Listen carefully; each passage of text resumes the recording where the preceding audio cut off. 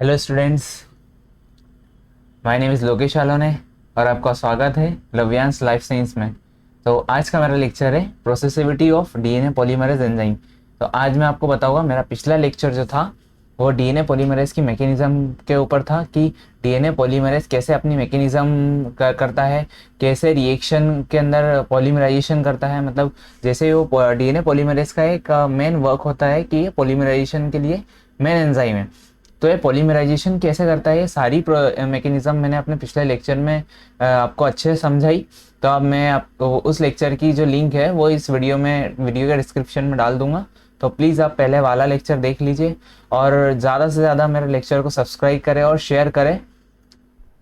तो आज का लेक्चर प्रोसेसिविटी ऑफ डीएनए पॉलीमरेज, आज मैं इसकी प्रोसेसिविटी के बारे में बताऊंगा। तो चलो स्टार्ट करते हैं। फर्स्टली अगर हम बात करें डीएनए पॉलीमरेज की, DNA polymerase are the processive enzyme. DNA polymerase जो होता है एक प्रोसेसिव एंजाइम। प्रोसेसिव मीन्स क्या होता है कि प्रोसेस में जो इसकी प्रोसेस होती है डीएनए रेप्लिकेशन की, अगर हम बात करें डीएनए रेप्लिकेशन की, तो डीएनए रेप्लिकेशंस में ये प्रोसेसिव होता है। प्रोसेसिव मीन्स इसकी जो पॉलीमराइजेशन की एक्टिविटी होती है वो जो फास्ट होती है। तो फास्ट मतलब प्रोसेसिव नेचर उसका वाला ये बताता है कि इसके पॉलीमराइजेशन की एक्टिविटी कितनी फास्ट है या इसकी क्या नेचर है, उसका प्रोसेसिव नेचर क्या है। मतलब अगर मैं आपको एक सरल लैंग्वेज में अगर आपको समझाऊं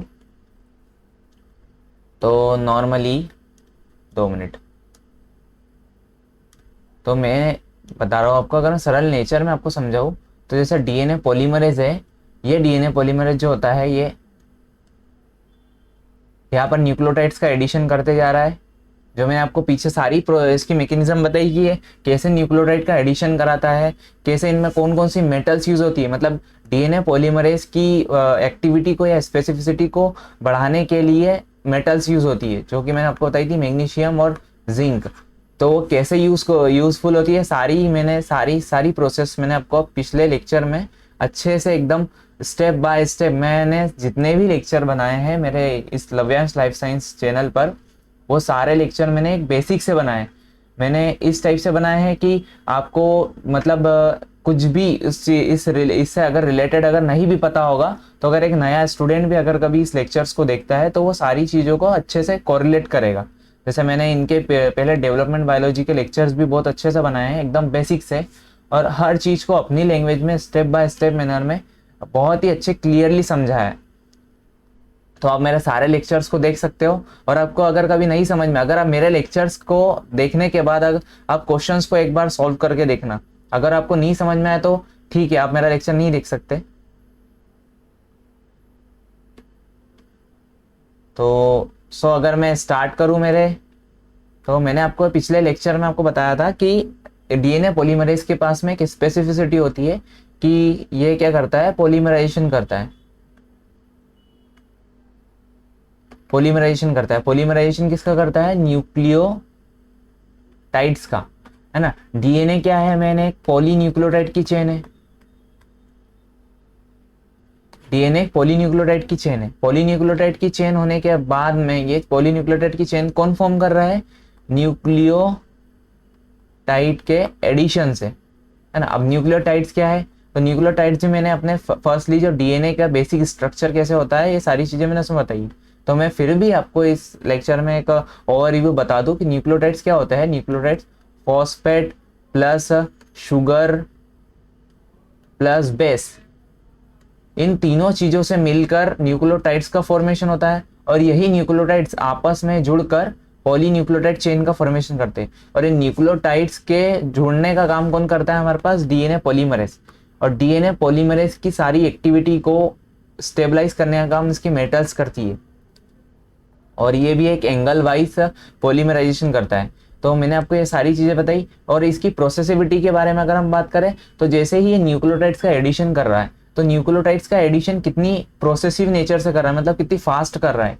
इसकी अगर मैं एक सिंपल भाषा में समझाऊं कि 1 मिनट में एक डीएनए पॉलीमरेज की अगर प्रोसेसिविटी देखे तो 1 मिनट में कितने न्यूक्लियोटाइड्स का टाइड का एडिशन करता है और एडिशन करके पॉलीमराइजेशन कर पाता है। तो ये इसकी क्या हुई, प्रोसेसिविटी हुई।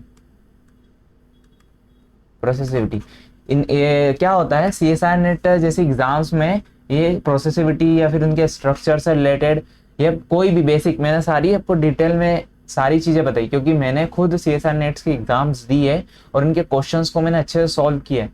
तो उससे मेरे को ये चीज़ पता चली है कि जो इनके जो भी बेसिक स्ट्रक्चर होता है इनसे एक पूरा क्वेश्चंस नहीं फॉर्म होता है।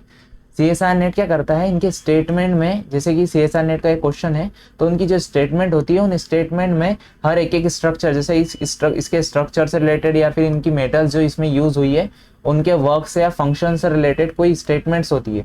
और वो ये सारी जो भी मैंने आपको बेसिक जितनी मैकेनिज्म, ये सारी चीज़ें मैं क्यों बता रहा हूँ आपको, नहीं तो मैं एक वीडियो बना लेता जिसके अंदर की डीएनए का रेप्लिकेशन बता देता आपको कि इसमें प्राइमर होता है, प्राइमर एडिशन होता है, प्राइमेज एंजाइम करता है। पर मैंने आपको सारी चीज़ें स्टेप बाय स्टेप मैनर में, इसकी मैकेनिज्म, प्रोसेसिविटी, ये सारी चीज़ें मैंने आपको क्यों बताई, क्योंकि CSIR नेट क्या करता है कि CSIR नेट इनकी जो भी स्टेटमेंट्स में इन जो भी कंटेंट है, जैसे इनका बेसिक स्ट्रक्चर का वो कंटेंट इनकी स्टेटमेंट में डालता है। तो ये क्या होती है, जैसे कि अगर कोई बच्चे ने अगर इनके बेसिक सारे स्ट्रक्चर के बारे में अगर उसको कोई नॉलेज नहीं हो, तो भले ही बाकी सब चीज़ प्रोसेस के बारे में नॉलेज हो तो ये बाकी स्टेटमेंट को सही कर लेगा, बट जो एक स्टेटमेंट जिसकी वजह से ये स्ट्रक्चर के बारे में दी हुई है वो स्ट्रक्चर को देख के रॉन्ग कर देगा क्वेश्चंस को। तो इससे क्या होता है कि 4 नंबर्स की बहुत ही मतलब CSIR नेट की अगर हम बात करें तो CSIR नेट में 4 नंबर बहुत मायने रखते हैं, क्योंकि एक एक नंबर से इनका परसेंटाइल गिर जाता है।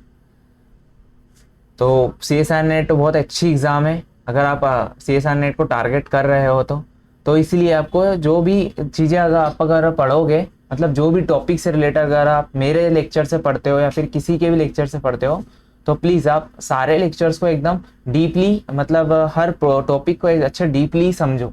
तो इससे क्या होगा कि आगे आप कभी रिसर्च वगैरह ये सब चीज़ें भी करोगे तो आपको उसमें बहुत हेल्प होगी।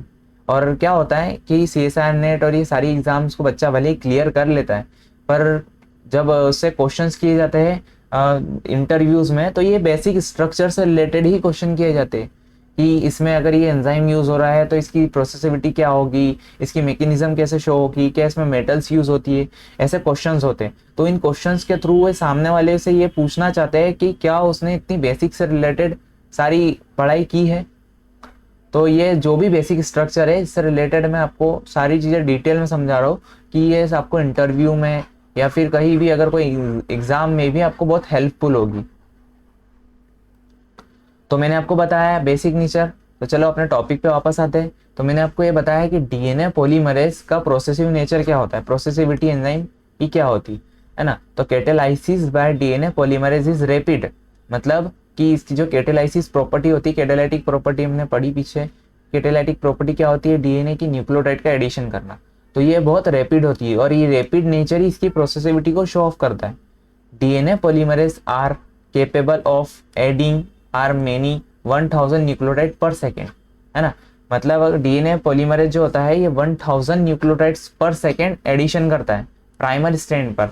और ये जरूर याद रखना कि अगर कभी किसी ने बोला कि डीएनए पॉलीमरेज सिंगल स्ट्रैंड पर जाकर बाइंड कर जाता है तो नहीं, डीएनए पॉलीमरेज क्या होता है, ये प्राइमर टेम्पलेट डिपेंडेंट होता है ना, डिपेंडेंट होता है। अभी पीछे क्या होता है, एग्जाम CSIR नेट के पिछले इससे 2 साल पहले क्वेश्चन आया था कि क्या डीएनए पॉलीमरेज ऐसा कोई पॉलीमरेज है जो कि एक सिंगल स्ट्रैंड के डिपेंडेंट हो। तो ऐसा कोई डीएनए पॉलीमरेज नहीं है जो कि सिंगल स्ट्रैंड डिपेंडेंट हो, ये प्राइमर टेम्पलेट डिपेंडेंट होता है, मतलब डबल स्ट्रैंड डिपेंडेंट होता है। The speed of DNA synthesis is largely due to processive nature of the DNA polymerase। मैंने आपको अच्छे से बताया कि इसकी स्पीड क्या होती है, इसकी प्रोसेसिव नेचर पर डिपेंड होती है। Processivity is the characteristic enzyme that operate the polymeric substrate. और इसकी प्रोसेसिविटी जो होता है इसकी ऑपरेटिव नेचर को शो करती है कि इसकी पॉलीमेरिक सबस्ट्रेट पर बाइंडिंग की कितनी कैपेबिलिटी है। In this case of DNA polymerase the degree of processivity is defined as the average number of nucleotide added, है ना। तो मैंने आपको ये बताया कि प्रोसेसिव नेचर क्या शो करता है, उसके न्यूक्लियोटाइड एडिशन की प्रोसेसिविटी को या फिर कैपेबिलिटी को। तो ये कैटालाइटिक नेचर जो है इसका वाला डीएनए पॉलीमरेज का कैटालाइटिक नेचर न्यूक्लियोटाइड के एडिशन का, यही इसकी प्रोसेसिविटी होती है। और इसकी जितनी रैपिड मेथड होगी पॉलीमराइजेशन की, ये इसकी प्रोसेसिविटी को हाई करते जाएगा, है ना। तो अगर हम बेसिक स्ट्रक्चर, बेसिक अगर थिंकिंग सोचे इसकी वाली प्रोसेसिविटी के बारे में, तो प्रोसेसिविटी क्या है, न्यूक्लियोटाइड एडिशन करने की एक कैपेबिलिटी है, catalytic nature of DNA polymerase. Each DNA polymerase has characteristic processivity that can range of the only nucleotide to more than 15,000 base added per binding event, है ना। तो हर इवेंट पे ये 15,000 बेसेस को का एडिशन करता है। DNA polymerase grip the template and incoming nucleotide when a correct base pair is made। तो DNA polymerase की क्या कैपेबिलिटी होती है कि इसका एक प्रोसेसिव नेचर, तो ठीक है हमने बात करी कि हाँ डीएनए पॉलीमरेज के पास में एक प्रोसेसिव नेचर होता है, पर मैंने आपको पिछले लेक्चर में ये बताया था कि डीएनए पॉलीमरेज के पास में एक डिस्क्रिमिनेशन एक्टिविटी भी होती है। डिस्क्रिमिनेशन मीन्स क्या होता है, डिस्क्रिमिनेशन मैंने वो लेक्चर में आपको अच्छे समझाया, फिर भी मैं एक ओवरव्यू इस लेक्चर में दे देता हूँ कि डिस्क्रिमिनेशन क्या होता है। डिस्क्रिमिनेशन एबिलिटी वो होती है कि जिसमें इनके पास में एक ऐसी स्पेसिफिसिटी होती है कि आरएनए और डीएनए के न्यूक्लियोटाइड के एडिशन के स्पेसिफिक होता है ना। एडिशन के स्पेसिफिक होता है कि डीएनए के अंदर क्या होता है, यूरेसिल एब्सेंट होता है और थाइमिन प्रेजेंट होता है, आरएनए में यूरेसिल प्रेजेंट होता है, बट इनके शुगर के जो अरेंजमेंट होता है, शुगर के अरेंजमेंट में भी बहुत डिफरेंस होता है आरएनए और डीएनए के कन्फर्मेशन में। तो इनके शुगर के अरेंजमेंट को के स्पेसिफिक हमारे पास डीएनए पॉलीमरेज होता है, इसके पास में एक ऐसी स्पेसिफिसिटी होती है जो कि इसके शुगर के अरेंजमेंट को अंडरस्टैंड करे या फिर रिकॉग्नाइज करे, है ना। और यही रिकॉग्निशन करने के बाद में करेक्टली बेस पेयरिंग करे, तो इसी चीज को हम क्या बोल रहे हैं, डिस्क्रिमिनेशन एक्टिविटी, है ना। An illustration of the rate change in the DNA polymerase structure after the incoming nucleotide base pair correctly to the template DNA and this primer change 40-degree rotation of the DNA helicase in the finger domain called O helix। अब हमने पिछले lecture में मैंने आपको mechanism बताई थी कि DNA polymerase कैसे मैकेनिज्म करता है ना।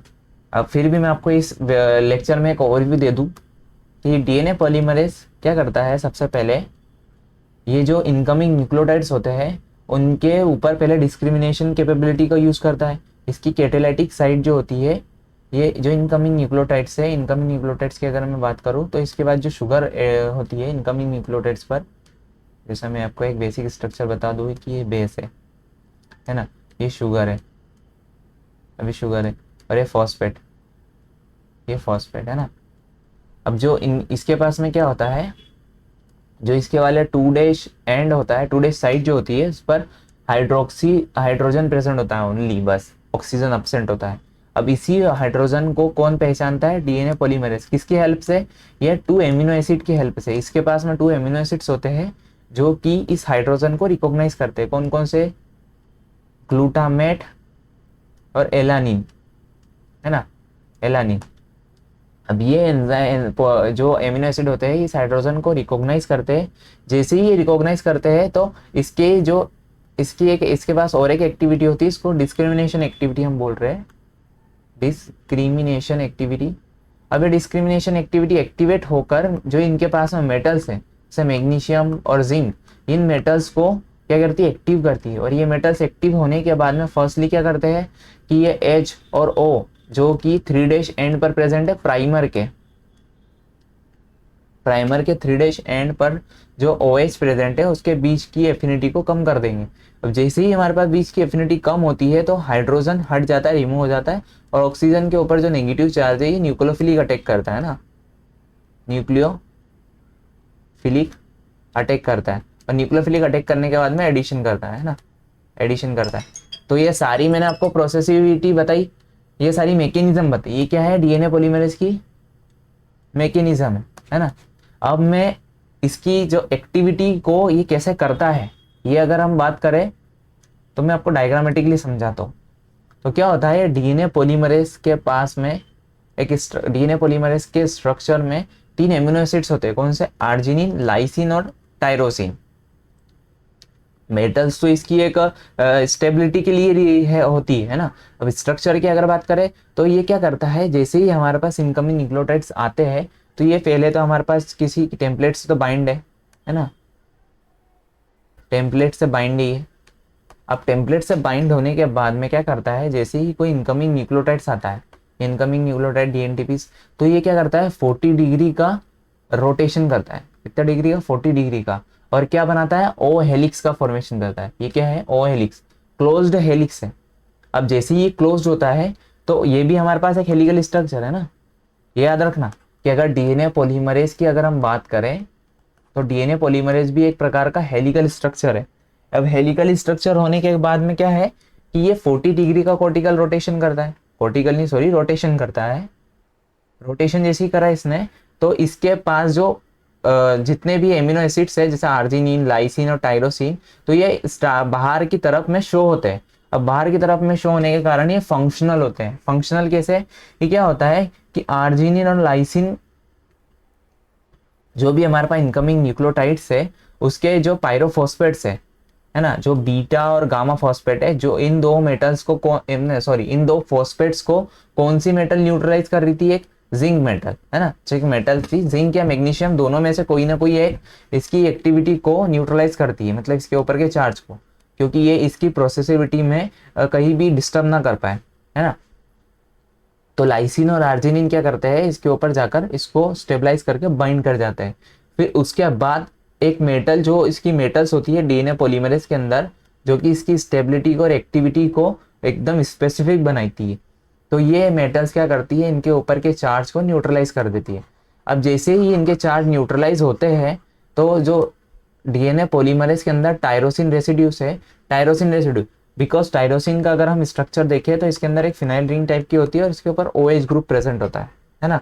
तो OH ग्रुप जो होता है, अगर हम बायोलॉजी आप पढ़ रहे हो तो बायोलॉजी के अंदर OH ग्रुप जो होता है किसी भी, जो जैसे कि लाइगेस एंजाइम, जहाँ पर कभी क्लीवेज हो रहा है जैसे राइबो न्यूक्लियोटाइड, ये सारी चीजें जहाँ क्लीवेज हो रहा है, एडिशन हो रहा है, तो इसके लिए क्या होता है SN2 रिएक्शन, जो कि हम बात करते हैं केमिस्ट्री में SN2 रिएक्शंस होती है।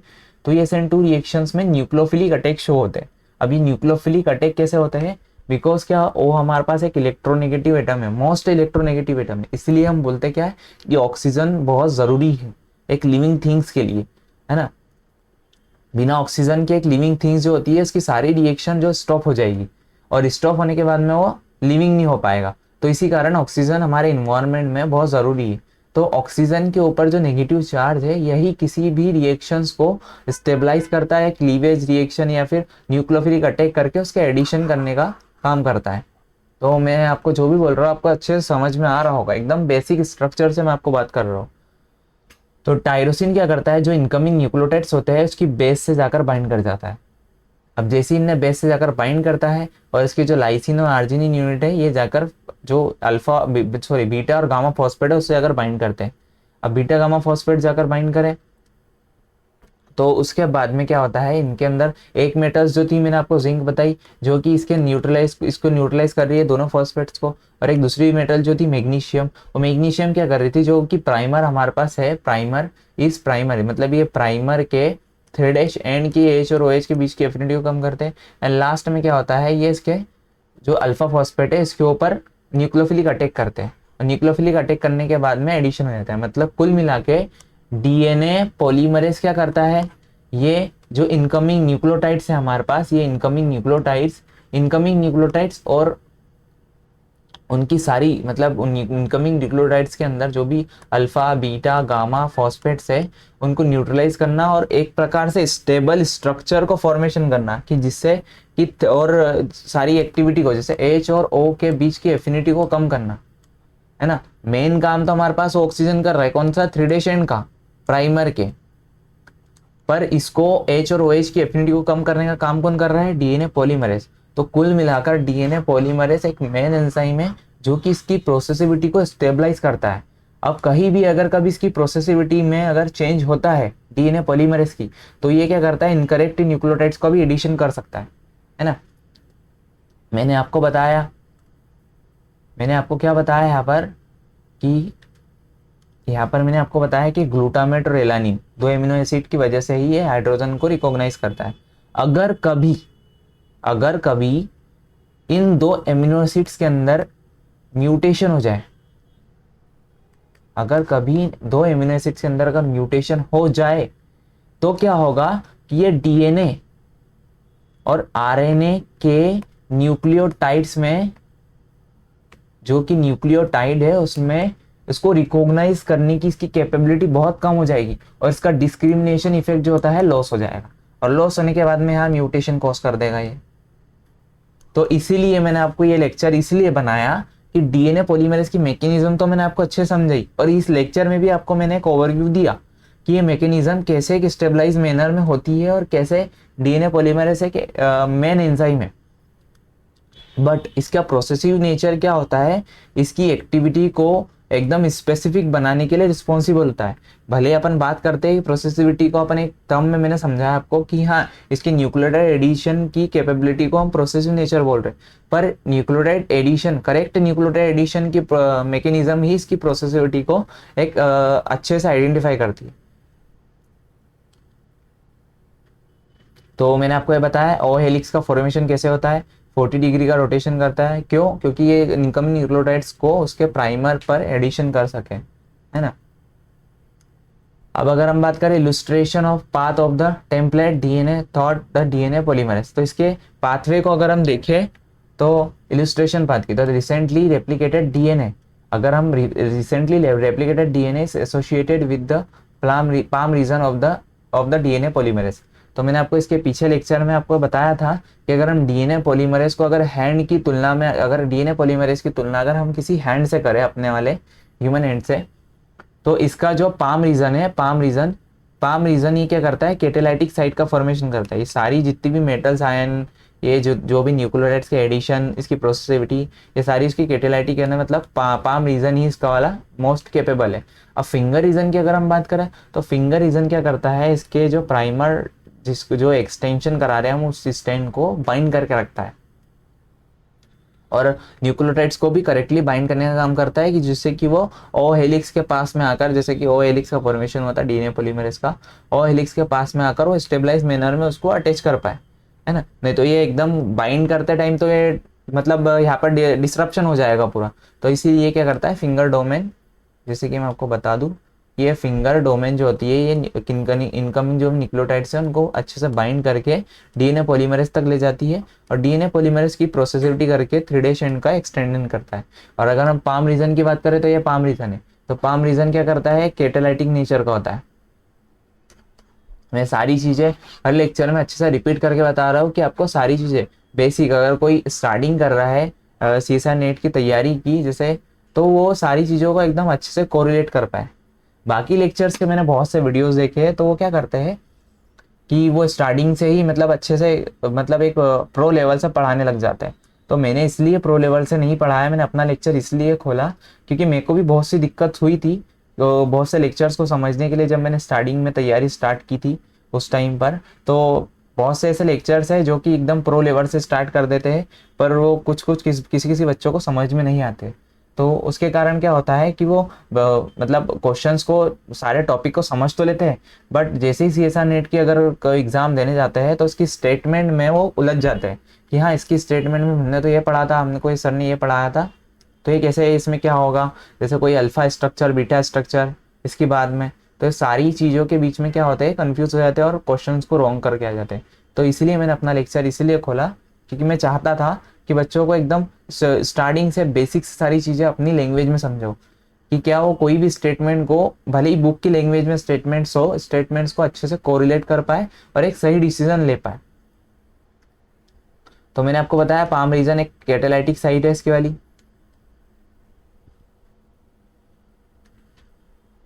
At the active site मतलब palm region, the first base single strand region of the template is position accepted the double stranded DNA, and as one follow the template strand toward Faraday end and the phosphodiester backbone abruptly bend 90 degree. The result in the second and subsequent single strand bases placed in the position and the prevent the possibility of base pairing DNTP is bound to active sites. अब ये सारी theory में क्या बताया है, मैं आपको diagram के थ्रू समझाता हूँ कि ये मैंने सारी थ्योरी में जो पढ़ा, कि मैंने आपको बताया है पाम रीजन जो है एक एक्टिव साइट है। अब एक्टिव साइट है बट ये कब तक है एक्टिव साइट, इसकी जो इनकमिंग न्यूक्लियोटाइड्स के लिए इसकी एफिनिटी जो है कब तक ज़्यादा है, जब तक कि डीएनए पॉलीमरेज की प्रोसेसिविटी जो मैंने आपको समझाई, प्रोसेसिविटी ये एकदम करेक्टली है। जैसे ही अगर कभी इसकी प्रोसेसिविटी में कहीं भी फ्लक्चुएशन होता है, फ्लक्चुएशन अगर होता है और फ्लक्चुएशन के कारण मिस बेस पेयरिंग हो जाती है, मिस बेस पेयरिंग हो जाती है, तो मिस बेस पेयरिंग होने के बाद में क्या होता है, इसकी एफिनिटी पाम रीजन से बहुत कम हो जाती है। तो एफिनिटी क्या होती है, लॉस हो जाएगी पाम रीजन से, है ना। जो इनकमिंग न्यूक्लियोटाइड है उसकी, अब जैसे इसकी इफिनिटी है पाम रीजन से कम हो जाती है, तो क्या होता है 90 डिग्री का रोटेशन होता है। इस जो भी एक्सटेंडिंग हमारे पास जो डॉटर स्टैंड है उसका 90 डिग्री का रोटेशन होता है। और 90 डिग्री का रोटेशन होने के बाद में यहाँ एक एक्टिव साइट होती है, एक्सोन्यूक्लियस साइट, एक्सोन्यूक्लियस साइट। और ये एक्सोन्यूक्लियस साइट क्या करती है, इस जो 3 से 4 न्यूक्लियोटाइड्स को रिमूव करती है। क्यों रिमूव करती है, क्योंकि यहाँ पर इनकरेक्ट बेस पेयरिंग हो गई है, मिस बेस पेयरिंग हो गई। तो इस मिस बेस पेयरिंग को रिमूव करने का काम कौन करता है, एक्सोन्यूक्लियस एक्टिविटी करती है। हम आगे पढ़ेंगे तो ये कैसे होती है, ये सारी चीज़ें मैं आपको बताता हूँ। तो the illustration show difference between a progressive and non progressive DNA polymerase, है ना। अगर हम बात करें प्रोसेसिव और नॉन प्रोसेसिव नेचर की, तब both DNA polymerase bind to the primer template junction. मैंने आपको बताया है कि डीएनए पॉलीमरेज हमेशा प्राइमर टेम्पलेट जंक्शन पर बाइंड करता है। Upon binding the non processive enzyme add a single strand DNT piece to the 3' strand of the primer and it is release of new primer template junction. तो अगर मैं बात करूँ आपके वाले प्रोसेसिव नेचर की, जिस पर मैंने लेक्चर बनाया है, तो प्रोसेसिव नेचर क्या होगा, इसकी स्लो प्रोसेसिविटी और एक फास्ट प्रोसेसिविटी दो टाइप की होती है। तो दो टाइप की कैसे, कि कुछ जो भी प्रोसेसिव नेचर होता है हमारे पास, 2 मिनट रुक जाइए।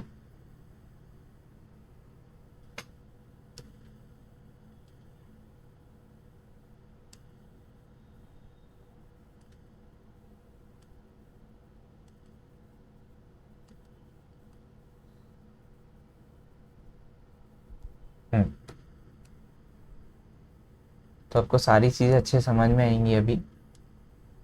हम्म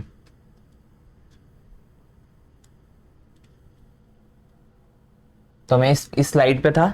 तो मैंने आपको क्या बताया है, डीएनए पॉलीमरेज की प्रोसेसिविटी की अगर हम बात करें तो स्लो और फास्ट प्रोसेसिविटी क्या होती है, putative non progressive DNA polymerase. अगर कोई भी डीएनए पॉलीमरेज नॉन प्रोसेसिव मतलब इसकी इतनी अच्छी नहीं है कि वो एक करेक्ट बेस पेयर को फास्टली बाइंड कर पाए या फिर उसका न्यूक्लियोटाइड का एडिशन या पॉलीमराइजेशन जो है फास्ट कर पाए, तो ये पुटेटिव टाइप का पॉलीमरेज होता है, नॉन प्रोसेसिव टाइप का, इसको हम पुटेटिव भी कहते हैं। तो इसकी प्रोसेसिविटी बहुत कम होती है, मतलब ये 2 से 3 न्यूक्लियोटाइड्स का एडिशन कर पाता है ना।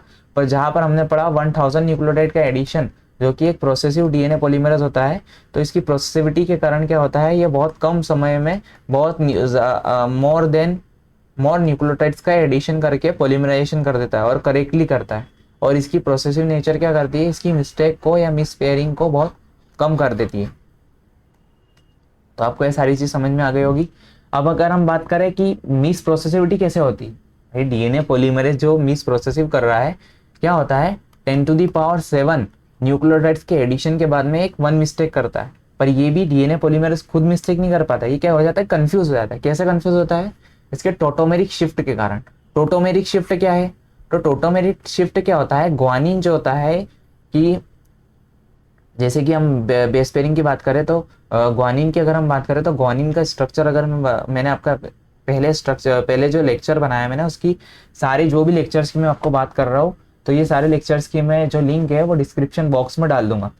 तो उस लेक्चर्स में आप देखना कि स्ट्रक्चर्स मैंने आपको सारे ग्वानिन जो भी बेसिस है, सारे स्ट्रक्चर एकदम अच्छे से डिटेल में पोजीशन वाइज समझा है, तो आप वहाँ जाके देखना। तो अगर हम बात करें तो ग्वानिन के अंदर कीटो ग्रुप होता है। तो कीटो ग्रुप क्या करता है, स्पॉन्टेनियसली एक स्टोरेज फॉर्म जो होता है इनका वाला, स्टोरेज फॉर्म इनोल फॉर्म में चेंज होता है। अब इनोल फॉर्म में चेंज जैसे ही हमारे पास ग्वानिन का कीटो ग्रुप इनोल फॉर्म में चेंज होता है, तो ये क्या करता है, जहाँ ग्वानिन साइटोसिन से ट्रिपल बॉन्ड में कॉम्प्लीमेंट्री बाइंड होता है, और इस कॉम्प्लीमेंट्री को क्या बोलते हैं हम, वॉटसन क्रिक बेस पेयरिंग बोलते हैं। और वॉटसन क्रिक बेस पेयरिंग के लिए कौन रिस्पॉन्सिबल है? DNA polymerase. DNA polymerase progressive nature का होता है। प्रोसेसिविटी, सारी चीजें मैं आपको बता रहा हूँ कि प्रोसेसिविटी कैसे डिस्टर्ब हो रही है। तो जैसे ही हमारे पास कीटो फॉर्म टोटोमेरिक फॉर्म में चेंज होता है, मतलब इनोल फॉर्म में स्पॉन्टेनियसली चेंज होता है, अपने आप चेंज हो जाते हैं ये, है ना। इसमें कोई एनर्जी की जरूरत नहीं पड़ती है, माइनस डेल जी के थ्रू होता है ना। तो जैसे ही चेंज होता है तो ग्वानिन फिर चेंज होने के बाद में, इनोल फॉर्म में चेंज होने के बाद में एडिनिन से बाइंड होता है, ना कि साइटोसिन से। तो ये एडिनिन से बाइंड होने के कारण क्या होता है, डीएनए पॉलीमरेज इनके अंदर कंफ्यूज हो जाता है कि ग्वानिन से साइटोसिन को बाइंड करे कि एडिनिन को बाइंड करे। तो कहीं कहीं पे क्या होता है कि ग्वानिन जैसे ही इनोल फॉर्म में चेंज हो जाता है इसके टोटोमेरिक फॉर्म में, तो वह एडिनिन का एडिशन करने लगता है। और इस एडिनिन के एडिशन के कारण ही यहाँ पर इसके प्रोसेसिविटी के अंदर चेंज हो जाता है, फ्लक्चुएशन हो जाता है। और इसी फ्लक्चुएशन को हम म्यूटेशन के थ्रू कंसिडर करते हैं। तो अपन अगर टोटोमेरिक फॉर्म देखें इसके वाले, तो टोटोमेरिक फॉर्म में आपको बताया साइटोसिन, साइटोसिन के पास में एमीन ग्रुप होता है NH2, है ना।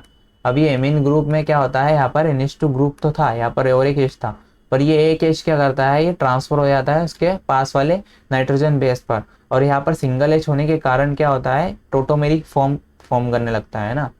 टोटोमेरिक फॉर्म फॉर्मेशन करने के बाद में ये कीटो ग्रुप गोनिन से बाइंड ना करते हुए क्या होता है, थाइमिन से बाइंड करने लगता है साइटोसिन, है ना, साइटोसिन और ग्वानिन।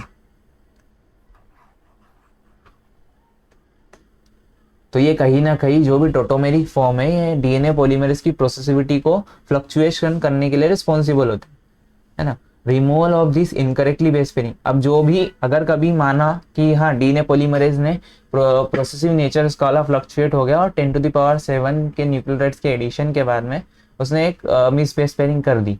तो अब इस मिस बेस पेयरिंग करने के बाद में इनकरेक्ट जो बेस पेयर्स उसने एडिशन किए हैं उनको रिमूव करना होगा। तो मैंने आपको बताया कि रिमूव करने के लिए जो भी हमारे पास डॉटर स्टैंड होता है 90 डिग्री का रोटेशन करता है। 90 डिग्री का रोटेशन क्यों करता है, क्योंकि इसकी एफिनिटी जो पाम रीजन होता है हमारे पास पॉलीमरेज का, पाम रीजन से बहुत कम हो जाती है और इसकी एफिनिटी बढ़ जाती है इसके एक्सोन्यूक्लियस एक्टिविटी से, है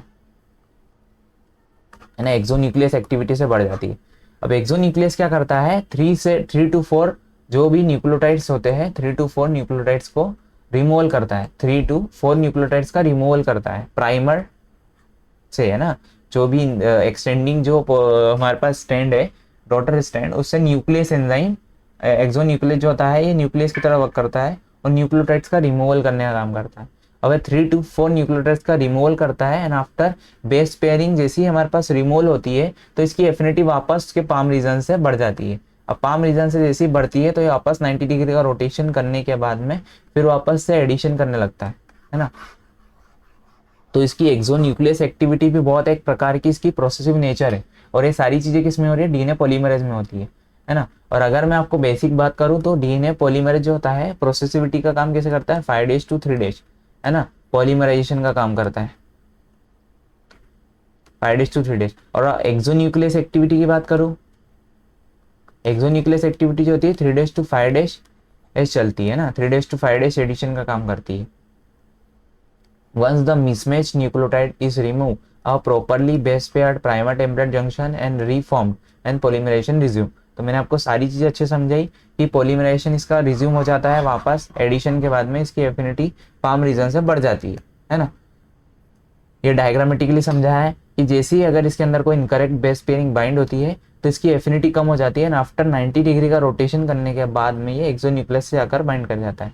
क्यों बाइंड करता है, क्योंकि एक्सोन्यूक्लियस की इसकी एफिनिटी बहुत ज्यादा हो जाती है। अब एक्सोन्यूक्लियस जो होता है 3 days to 5 days, क्योंकि डीएनए पॉलीमरेज थर्ड यूज होता है हमारे पास, डीएनए पॉलीमरेज थर्ड एक होलो एंजाइम है, होलो एंजाइम। मैं इसका एक अगला लेक्चर लूंगा कि अब डीएनए पॉलीमरेज के मैंने सारी बातें बता दी। अब जो डीएनए रेप्लिकेशन की प्रोसेस होती है उसमें कौन कौन से एंजाइम यूज होते हैं उनके बारे में बेसिक स्ट्रक्चर एक थोड़ा कॉन्सेप्ट इसका वाला समझा होगा और सारी प्रोसेस को अच्छे से बता दूंगा। और लास्ट में आपको पॉलीमरेज का स्ट्रक्चर भी बताऊंगा, डीएनए पॉलीमरेज का स्ट्रक्चर कैसे होता है, उसमें कौन कौन सी यूनिट्स होती है जो कि क्या क्या काम करती है ना, मैं सारी चीजें बताऊंगा। तो बेसिकली अगर मैं आपको एक ओवरव्यू बताऊं तो पॉलीमरेज थर्ड हमारे पास इसके अंदर यूज होता है और पॉलीमरेज थर्ड के पास में ओनली इतनी capability 3 days to 5 days exonuclease activity. तो अगर हम देखें तो 90 डिग्री का रोटेशन करने के बाद में ये इसका 3 to 5 बेस पेयर्स हमारे पास रिमूव हो जाते हैं।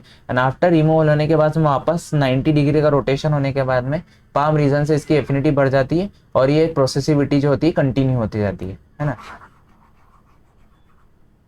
तो ये सारी चीजें मैंने आपको समझाई, तो मैं आज का लेक्चर अपना यही खत्म करता हूँ।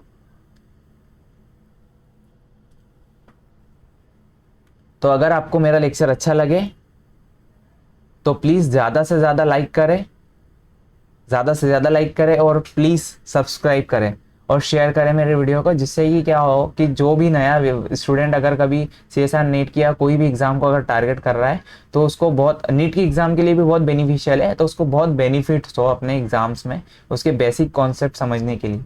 तो प्लीज़ मेरे लेक्चर को ज़्यादा से ज़्यादा सब्सक्राइब करें और थैंक यू आपका।